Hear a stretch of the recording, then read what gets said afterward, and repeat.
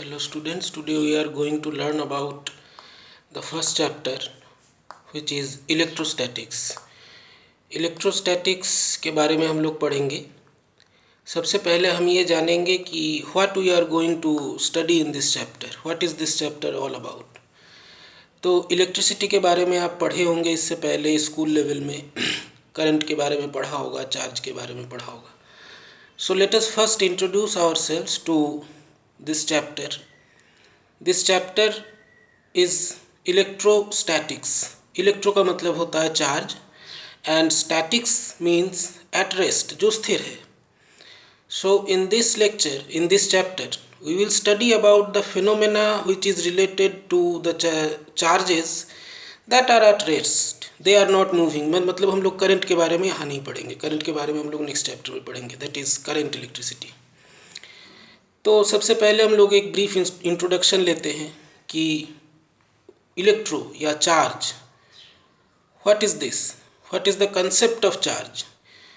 In many years of lectures I have seen, जब भी पूछा जाता है स्टूडेंट से कि what is charge, they promptly answer there are two types of charges, positive and negative. But this is not the proper answer.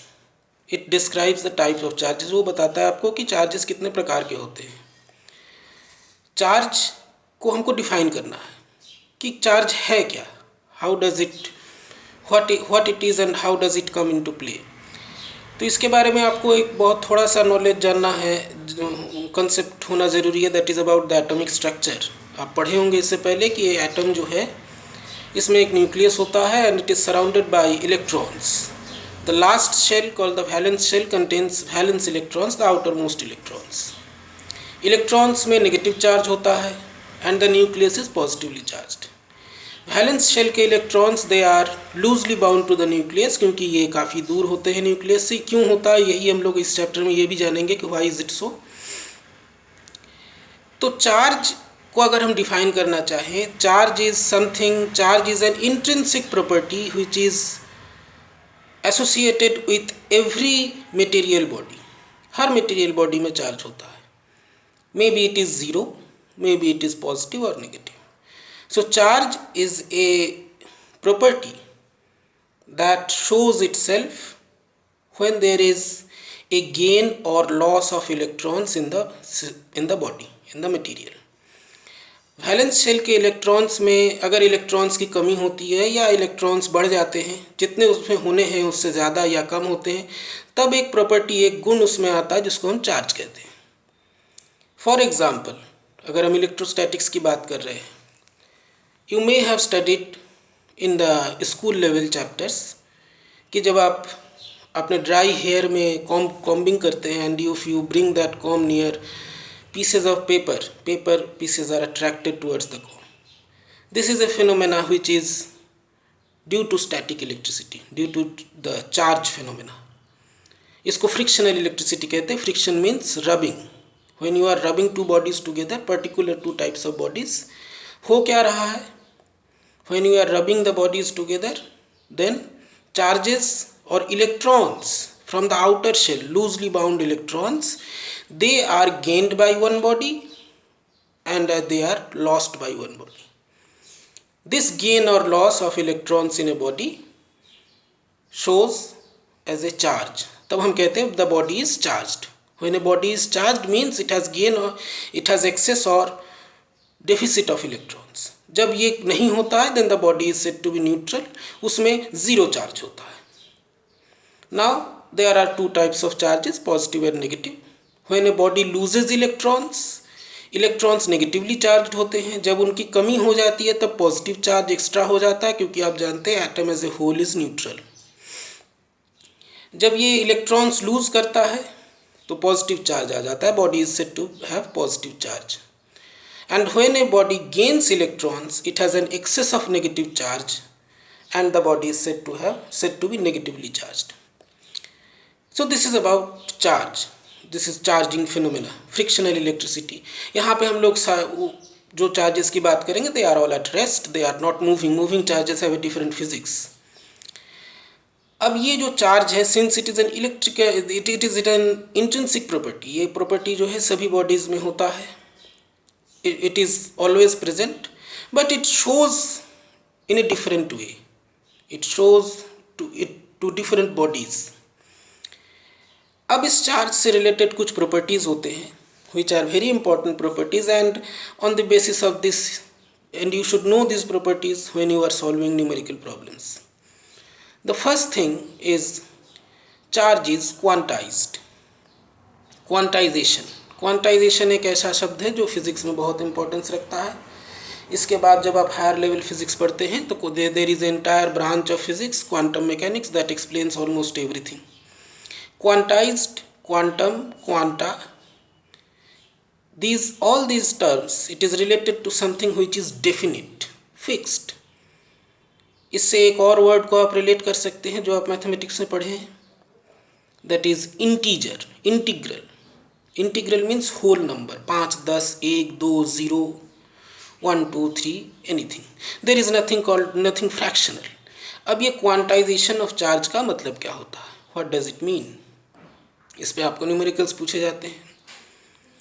Quantization of charge means, as I said earlier, that charge occurs in a body due to the gain or loss of electrons. Electron का gain या loss से charge आता है. तो a body gains और loses electrons always in terms of whole numbers. 5.5 electron कभी transfer gain या loss नहीं हो सकता. 5 इलेक्ट्रॉन ट्रांसफ़र हो सकते हैं, 6 हो सकते हैं, 5.25 नहीं हो सकते, 7 हो सकते हैं, 8 हो सकते हैं, 10 हो सकते हैं. And this leads to the important result Q is equal to N times E, where Q is the charge in the body, N is the number of electrons that is gained or lost, and E is the electronic charge. अब इस E के बारे में थोड़ा सा बात करते हैं. जैसे कि हमने आपको बताया कि charge in a body is due to loss और गेन ऑफ इलेक्ट्रॉन्स. तो ये इलेक्ट्रॉन में जो चार्ज होता है that is denoted by electronic charge is denoted by small e. It is 1.6 into 10 to the power minus 19 coulomb. This is the smallest amount of charge that a body can have. तो जब कोई body charge होता है, suppose it is positively charge, means उसमें electron का loss हुआ है. This means it has lost some integral number n number of electrons और n number of electronic charge, and this shows itself as the positive charge. Similarly अगर कोई body negatively charge है, it has gained 10 electrons, so it has an excess of charge equal to 10 electrons, 10 times C, 10 into 1.6 into 10 to the power minus 19 coulomb. Coulomb is the unit of charge, और charges के unit होते हैं micro coulomb generally use करते हैं, milli coulomb. So this is about the quantisation of charge. कि charge अगर आपको पूछा जाए what is quantisation of charge, quantisation of charge means a body gains और loses charge equal to an integral number of electronic charge, Q is equal to NE. This is a very fundamental relation. Next property जो हम charge का discuss करते हैं that is conservation. Conservation के बारे में आप 11th में पढ़े होंगे. Conservation of energy, conservation of momentum, conservation of angular momentum. One thing you must remember that conservation applies to closed systems. Conservation of charge का मतलब है, जैसे हमने आपको एग्जांपल दिया कि आप कॉम्बिंग करते हैं and your comb gets charged, and if you bring it near pieces of small paper तो वो पेपर के पीसेस अट्रैक्ट होते हैं. दिस मीन्स दोनों में चार्ज है, पेपर में भी है और कॉम्ब में भी है. Conservation of charge means if we consider that these two bodies as a closed system, comb and the pieces of paper और whatever it is, ebonite and fur, कई सारे एग्जाम्पल्स है. कंजर्वेशन ऑफ चार्ज मीन्स अगर comb में positive charge है means वो electron lose कर रहा है, तो that electrons lost by the comb और lost by one body is equal to the number of electrons gained by the other body. Electrons are not lost in space. This is conservation of charge. एक body जितना electron lose करेगा दूसरा body उतना ही electron gain करेगा, provided the system is a close system. हम उसी दोनों बॉडीज़ की बात कर रहे हैं। We assume that there is no loss of electrons in the environment. So this is conservation of charge. These are very two important fundamental properties of charge. Next, जब हम लोग इस चैप्टर में आगे बढ़ते हैं तो कई सारे चार्जेस आते हैं, कई सारे ज्योमेट्रीज आते हैं, और बहुत कॉमन एक चीज़ आती है पॉइंट चार्ज। आप 11th में जब मैकेनिक्स पढ़ते हैं तो you are introduced many of the problems you see a point body is moving, a point system is moving, a point particle is moving. Now what is this point charge? Point charge का क्या मतलब होता है? तो point charge, point means spot, बहुत छोटा सा एक सर्कल। अब कितना छोटा? In physics whenever we are talking about छोटा बड़ा and big and small, we are talking, they are all relative concepts. You cannot define something which is absolutely absolute. Point charge means the dimension of the charged body can be neglected with respect to the distance up to which the charge exerts its effect. कोई एक body है, suppose एक particle A है, उसके ऊपर कोई charge है।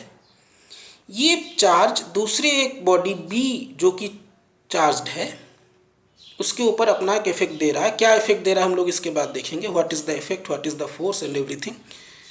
तो A और B के बीच में जो दूरी है, जो डिस्टेंस है, उसके कंपैरिजन में A और B का साइज बहुत स्मॉल है, तो हम मानते हैं that is a point charge. But if it is not so, then we can not say the charge is a point charge, it is a distributed charge. और simply अगर आप समझना चाहें, पॉइंट चार्ज का मतलब है कि we are considering that all the charge in the body it is concentrated at a single point. For example, अगर ये पेन है, इस पर हमने चार्ज दे दिया by any means frictional electricity, क्या ये पॉइंट चार्ज है, पॉइंट सिस्टम है? आपको यहाँ पर देखने पे नहीं लगेगा ये पॉइंट सिस्टम है, इट इज़ एक्सटेंडेड है, ये इसका एक लेंथ है। इसको आप कभी भी कोई कॉमन सेंस में, लेमैन सेंस में हम इसको पॉइंट नहीं कह सकते, लेकिन हम इसको पॉइंट कह सकते हैं। If we are considering the effect of this charged pen और charged body at distance few kilometres away, इसका लेंथ होगा कुछ फ्यू सेंटीमीटर्स होगा, और हम इसका इफेक्ट देख रहे हैं फ्यू किलोमीटर्स अवे, उस डिस्टेंस के मुकाबले, उस डिस्टेंस के कंपैरिजन में this one is negligible, this distance is negligible. So this can be a point charge. But if you are observing the effect at this point B, जहाँ पे ये red pen का and है, this is not a point charge, this is distributed charge, इसको हम लोग अलग तरीके से डील करते हैं। तो ये पॉइंट चार्ज और डिस्ट्रीब्यूटेड चार्ज का कंसेप्ट है। नेक्स्ट, अब हम लोग ये देखेंगे कि अभी तो ये प्रॉपर्टीज़ देखा चार्ज का, how does it, what is charge, what are the properties, what is point charge. Now suppose the question arises, जो आप टॉपिक्स पढ़ते हैं they are actually answers to the questions that should arise in your mind, कि अगर दो charged bodies हैं A and B, charge का एक ऐसा, ये एक इम्पॉर्टेंट एस्पेक्ट, ये charge body effects another charged body, uncharged body पर ये इफेक्ट नहीं कर रहा है। तो कैसे इंटरैक्ट करते हैं ये? आप ग्रेविटेशन पढ़ चुके हैं 11th में, and you have seen there that if there are two masses, if suppose there are two masses and they are at some distance away, they are exerting force on each other. That is the gravitational force. It is the weakest force in nature, so it is not observed कि ये दोनों एक दूसरे से चिपक नहीं जा रहे हैं, but they are exerting force on each other. Now how is it that the charged bodies, two bodies which are charged, they are also exerting force on each other? Yes, they do, and that force is quite similar to the gravitational force. The force is proportional to the product of the charges and inversely proportional to the square of the distance between them, जिसके कारण इसको inverse square law कहते हैं। आप 11th में पढ़ चुके होंगे gravitational force, Coulomb force, they are all inverse square law forces because they follow the inverse square law. The strength of the force decreases as the square of the distance between the two bodies. This is a fundamental property.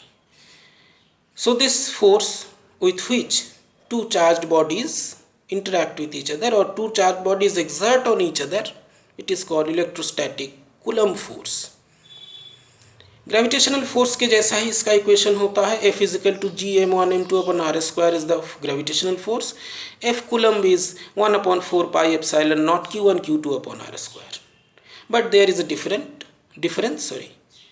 Gravitational force is always attractive in nature. Two masses are always attracting each other.